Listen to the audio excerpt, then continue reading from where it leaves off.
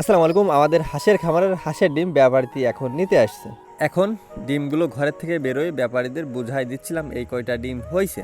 আমরা যারা ডিম উৎপাদনের জন্য খামারি আছি তাদের এখনকার সময় অনেকটা বেশি পরিমাণে লস হচ্ছে। তার কারণ হচ্ছে যে ডিমে এখন অনেকটা বেশি পরিমাণে দাম কম। হ্যাঁ, তো আমরা বদ্ধ অবস্থায় যারা এ, হাঁস লালন পালন করি, তো আমাদের কিন্তু অনেকটা বেশি পরিমাণে লস হচ্ছে। তো আমরা কি পদ্ধতিতে হাঁস পালন করব, কোনো সনাতন পদ্ধতি তালাশ করে কি এখানে পাবো, কিংবা যে পরিমাণে লস হচ্ছে আপনাদেরকে বলে বোঝাতে পারবো না যে বদ্ধ অবস্থায় হাঁস লালন পালন করে সব খাবার আমরা কিন্তু কিনে খাওয়াচ্ছি। ফিশ মিলির দাম, তারপর আপনার ধানের দাম বলেন, তো সব কোনো কিছুই দাম কিন্তু কমেনি।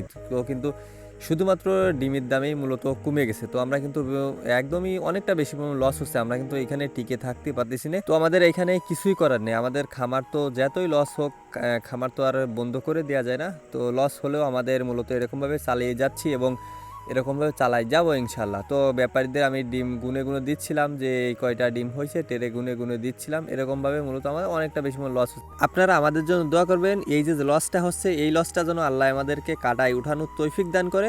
আমিন। আসসালামু আলাইকুম রহমতুল্লাহ।